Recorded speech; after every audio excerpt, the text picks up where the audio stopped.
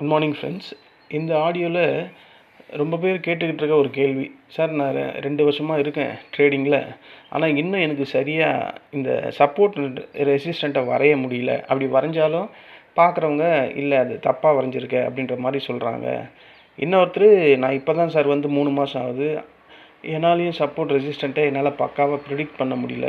நீங்கள் சொல்கிற அந்த ஓஐ எனக்கு புரியுது, ஆனால் நீங்கள் ஓஐன்னா இப்போது 27,000 அது ஸ்ட்ராங்கான ரெசிஸ்டண்ட் அங்கே தானே 27,000 தானே இருக்கணும். நீங்கள் ஏன் முன்னாடி இருக்குது இல்லைனா அதை தாண்டி இருக்குது அப்படின்ற மாதிரிலாம் கேட்குறாங்க. எல்லாமே கரெக்டான கேள்வி தான். அதை நம்ம பழக அது உங்களுக்கு புரிஞ்சிடும்.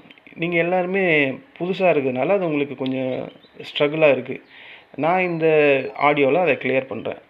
இந்த வீடியோவில் சப்போர்ட்னா என்ன, ரெசிஸ்டண்ட்னா என்ன, அதை எப்படி ஐடென்டிஃபை பண்ணுறது, எப்படி ட்ரா பண்ணுறது அப்படின்ற மாதிரி எனக்கு தெரிஞ்ச, ஏன்னா நான் இதில் ஒரு 11 வருஷமாக இருக்கேன், எனக்கு தெரிஞ்சதை நான் யூஸ் பண்ணுறதை அப்படியே நான் உங்களுக்கு சொல்கிறேன். ஓகேங்களா? இது ஒன்றும் கம்பசூத்திர வேலைலாம் கிடையாது. ஒரு சப்போர்ட் ஒரு ரெசிஸ்டண்ட்னா என்ன அப்படின்னு முதல்ல கான்செப்டை நம்ம புரிஞ்சிக்கணும். சப்போர்ட்னா என்ன, ப்ரைஸ் கீழே வரும்போது அந்த இடத்த பவுன்ஸ் ஆகும், அந்த இடத்துல இருந்து மார்க்கெட் பவுன்ஸ் ஆகும் அப்படின்னு சொல்லக்கூடிய இடம் தான் சப்போர்ட்டு. கரெக்டாக? அப்போ ரெசிஸ்டண்ட்னா என்ன, ப்ரைஸ் மேலே போகும்போது அங்கேருந்து அது ரிஜெக்ட் ஆகும் அப்படின்ற மாதிரி இடம் தான் ரெசிஸ்டண்ட்டு. இப்போ சிம்பிளாக சொல்லணுன்னா, சப்போர்ட் இருக்கிற இடம் தான் ஸ்ட்ராங்கான பையர் இருக்கக்கூடிய இடம், இப்படி புரிஞ்சிக்கலாம். ஓகேங்களா? அப்போ ரெசிஸ்டண்ட்டுன்னா ஸ்ட்ராங்கான செல்லர் இருக்கக்கூடிய இடம் அப்படின்ற மாதிரி நீங்கள் புரிஞ்சுங்க. மார்க்கெட் எப்போவுமே ஸ்ட்ரைட்டாக போகுது இல்லை, அப்போது அது ஒரு ஜிக்ஜாக் மாதிரி தான் மூமெண்டம் இருந்துக்கிட்டே இருக்குது. அதை நம்ம எல்லோரும் பார்த்துக்கிட்டு தானே இருக்கோம். இப்போது இதை எப்படி நம்ம ஐடென்டிஃபை பண்ணுறது, இதுதான் உங்களுக்கு இருக்கக்கூடிய கேள்வி. நம்ம எப்படி இதை கண்டுபிடிக்கலான்னா, முதல்ல சார்ட்டை ஓப்பன் பண்ணிக்கணும். சார்ட்டை ஓப்பன் பண்ணி பார்த்தீங்கன்னா அதில் உங்களுக்கு ஃபேவரட் டைம் ஃப்ரேம் 5 நிமிஷம், 1 நிமிஷத்துலேருந்து 1 டே வரையும் இருக்குது. நான் அதிகபட்சமாக யூஸ் பண்ணுறது 15 மினிட்ஸ் அந்த டைம் ஃப்ரேம் தான். ஓகேங்களா? உங்களுக்கு என்ன டைம் ஃப்ரேம் வேணுமோ அதை யூஸ் பண்ணிங்க. ஸ்விங் பாயிண்ட்டை பார்க்கணும், இதுதான் ரொம்ப முக்கியமான பாயிண்ட்டு. ஸ்விங்குன்னா அந்த வாரத்தில் கேண்டில் எது வரையும் கீழே வந்துட்டு எது வரையும் மேலே போயிருக்கு, அதுவும் அந்த வாரத்தில் திங்கக்கிழமை என்ன லோ வந்திருக்கு, செவ்வாய்க்கிழமை எந்த லோ வந்திருக்கு, புதன் வியாழன் அந்த மாதிரி 5 நாளையும் பார்க்கணும். இது எந்த இடம்லாம் ஸ்விங் ஏற்படுத்திட்டு போயிருக்கோ அந்த இடம் தான் ஸ்விங் பாயிண்ட்டை பார்க்கணும். ஓகேங்களா? அது சார்ட்டில் ஹை எங்கே இருக்குது, லோ எங்கே இருக்குது, ரிப்பீட்டடாக அந்த இடத்தையே மார்க்கெட் டச் பண்ணி பவுன்ஸ் ஆகுதா, இல்லை ரிப்பீட்டடாக டச் பண்ணி அந்த டாப்பில் ரெசிஸ்டண்ட்டை கட் பண்ணி கீழே வருதா, ரிஜெக்ட் ஆகுதா அப்படின்ற மாதிரி பார்க்கணும். இந்த நான் இப்போ சொன்னேன் பார்த்தீங்களா, இந்த ஸ்விங் பாயிண்ட், இது தாங்க சப்போர்ட் அண்ட் ரெசிஸ்டண்ட்டை நம்ம டிசைட் பண்ணக்கூடிய இடம். இதை நான் உங்களுக்கு வீடியோவில் அழகாக காமிச்சிடுவேன். நான் காமிச்சிட்டா உங்களுக்கு அது ரொம்ப ஈஸியாக போயிடும். அடடா, இதுக்காகவா நம்ம இவ்வளோ கஷ்டப்பட்டோம் அப்படின்னு. நீங்கள் அதை போய் தேடி கண்டுபிடிக்கும் போது அந்த ஃபீலிங் வேறு விதமாக இருக்கும். அப்போ உங்களுக்கு ஸ்ட்ராங்காக அது மைண்டில் ரிஜிஸ்டர் ஆகிடும். இப்போ எவ்வளோ நாள் முடிஞ்சிருக்கு, திங்கக்கிழமை முடிஞ்சிருக்கு, போன வெள்ளிக்கிழமை முடிஞ்சிருக்கு, வியாழன் முடிஞ்சிருக்கு, புதன் முடிஞ்சிருக்கு.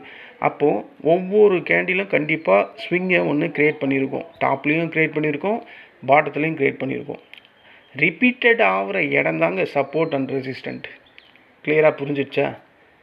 அப்போது மல்டிபிள் டச்சஸ் அந்த சப்போர்ட்லேயோ அந்த ரெசிஸ்டண்ட்லேயோ ஒரு தடவைலாம் வரக்கூடாது. மோர் தென் 2 டைம்ஸ் இல்லைனா 3 டைம்ஸ் அதே இடத்த டச் பண்ணி ஒன்று பவுன்ஸ் ஆகணும், இல்லை டச் பண்ணி கீழே இறங்கணும். 4க்கு மேலேயே 4வது தடவையும் வந்ததுன்னா அதிகப்படியாக பாசிபிலிட்டி என்னென்னா அந்த பிரேக்கை ஒன்று உடைக்கும், டாப்பில் இருந்தால் மேலே உடச்சி போகும், இல்லை பாட்டத்தில் இருந்தால் கீழே உடச்சி கீழே போகும். ஓகேங்களா? இதுதான் சப்போர்ட் அண்ட் ரெசிஸ்டண்ட்டை அந்த கேண்டில் ஏற்படுத்திய ஸ்விங்கை நம்ம டிசைட் பண்ணக்கூடிய இடம். இப்போ உங்களுக்கு புரிஞ்சிருக்கும்னு நினைக்கிறேன். முக்கால்வாசி 50% இதுலேயே உங்களுக்கு புரிஞ்சிருக்கும். அப்போது ஒரு தடவை டச் பண்ணால் அது கரெக்டான சப்போர்ட்டாக இருக்காது. மோர் தென் டைம்ஸ் அந்த இடத்த அது டச் பண்ணிவிட்டு வந்ததுன்னா அப்போ தான் அது அப்போது ஒரு தடவை டச் ஆகிருந்தால் அதை நம்ம அவாய்ட் பண்ணணும். இப்படி தாங்க நம்ம சூஸ் பண்ணணும். அப்புறம் எப்படி ட்ரா பண்ணுறது அப்படின்னு கேட்டால், இந்த ட்ரா பண்ணுறது தான் ரொம்ப பேருக்கு கன்ஃபியூஷன் வரும்.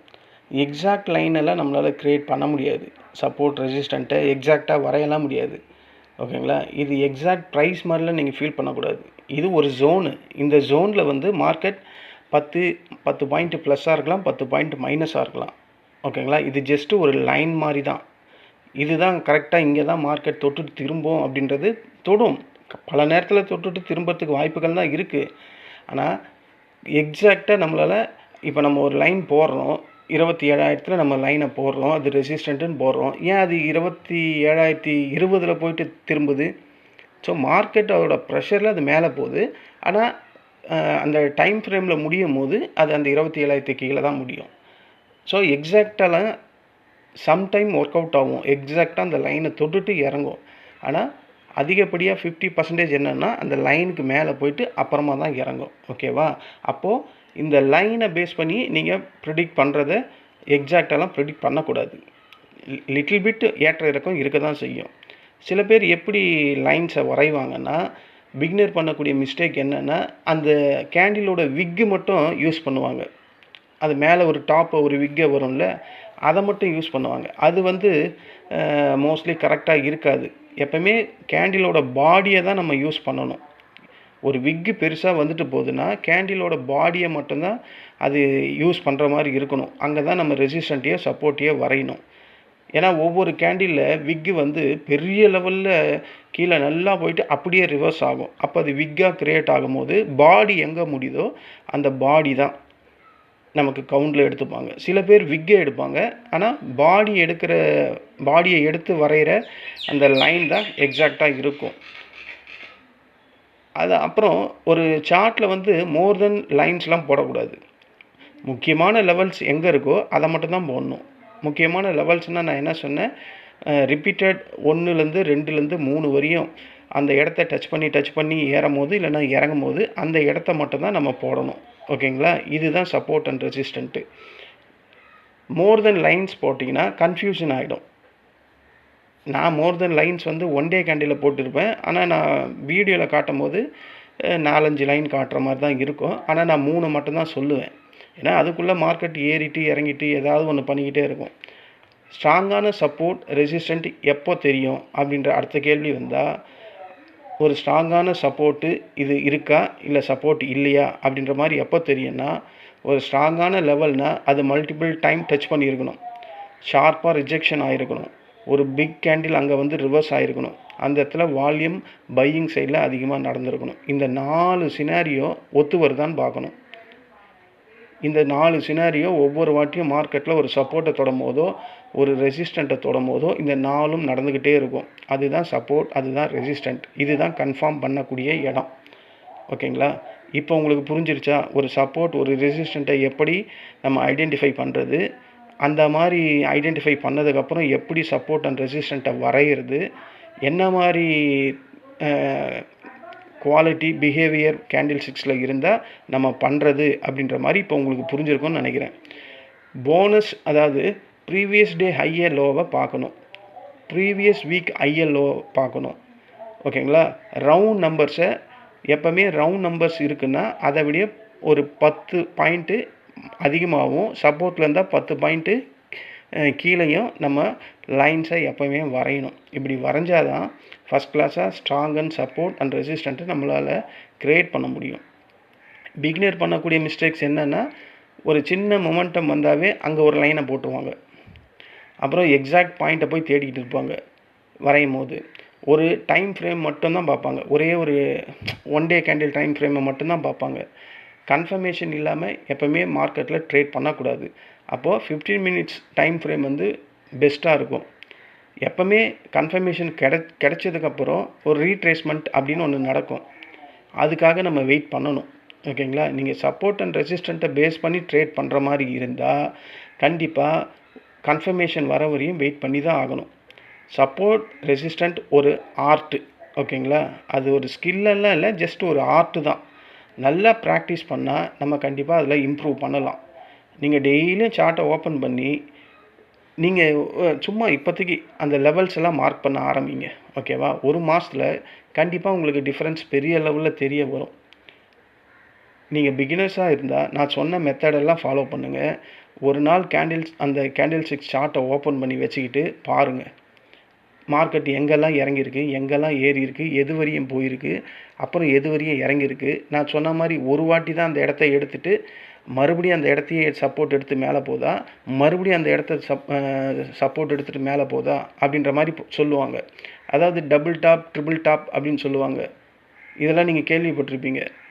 அந்த மாதிரி இடங்கள தான் இவங்க இன்னொரு டேர்மில் சொல்கிறது இந்த மாதிரி double top, triple top, double bottom, triple bottom அப்படின்ற சொல்கிறதெல்லாம் இந்த சப்போர்ட் அண்ட் ரெசிஸ்டண்ட்டுக்கு இன்னொரு பேர் தான்.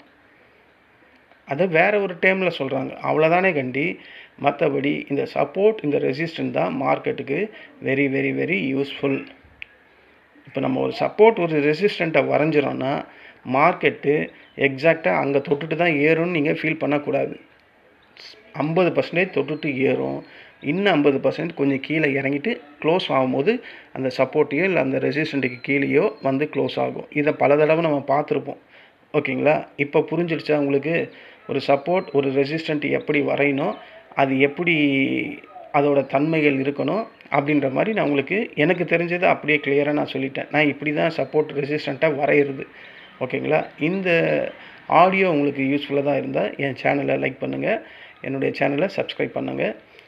இன்னும் உங்களுக்கு இது மாதிரி வேறு ஏதாவது இந்த ஆப்ஷன் பையிங்கில் வேறு ஏதாவது டெக்னிக்கலாக தெரிலனா கமெண்டில் சொல்லுங்கள். முடிஞ்ச அளவுக்கு நான் உங்களுக்கு ஹெல்ப் பண்ணுறேன். சப்போர்ட் பிரேக் ஆகிட்டா அது ரெசிஸ்டண்ட்டாக மாறிடும். இந்த டெக்னிக்கலும் உங்களுக்கு தெரியணும். ஒரு சப்போர்ட்டு ஸ்ட்ராங்காக இருக்குது, அதை சப்போர்ட்டை ஸ்ட்ராங்காக உடைச்சிட்டு மார்க்கெட் கீழே போயிடுச்சு, மறுபடியும் அந்த சப்போர்ட்டுன்னு அதை நம்ம சப்போர்ட்டாக சொல்லக்கூடாது, அது ரெசிஸ்டண்ட்டாக நம்ம சொல்லணும். ஓகேங்களா? அதே மாதிரி ஒரு ரெசிஸ்டண்ட்டை பிரேக் ஆகிடுச்சுன்னா மறுபடியும் அந்த ரெசிஸ்டண்ட் கீழே வரும்போது அது சப்போர்ட்டாக இருக்கும். ஓகேவா? இப்போ புரிஞ்சிச்சா? ஒரு சப்போர்ட் எப்படி ரெசிஸ்டண்ட்டாக மாறுது, ஒரு ரெசிஸ்டண்ட் எப்படி சப்போர்ட்டாக மாறுது அப்படின்ட்டு. ஸோ இதுக்கு பேர் ரோல் ரிவர்சல் அப்படின்னு பேர். இது வெரி வெரி இம்பார்ட்டண்ட் கான்செப்ட்டு. இதை நீங்கள் பல தடவை பார்த்துருப்பீங்க, இந்த ரோல் ரிவர்சல் கான்செப்டை. ஓகேங்களா? இது தாங்க சப்போர்ட் அண்ட் ரெசிஸ்டண்ட்டில் இருக்கக்கூடிய மொத்த இன்ஃபர்மேஷனுமே இவ்வளோ தான். நான் சொன்னது தான் ஒரு 10 நிமிஷம் ஆயிருக்கும். ஆனால் நீங்கள் இதை வரைய ஆரம்பிச்சிங்கன்னா, இதை புரிஞ்ச ஆரம்பிச்சிங்கன்னா ஜஸ்ட்டு ஒரு 2-3 நிமிஷத்துலேயே வரைஞ்சிடலாம். ஓகேங்களா? நன்றி, வணக்கம்.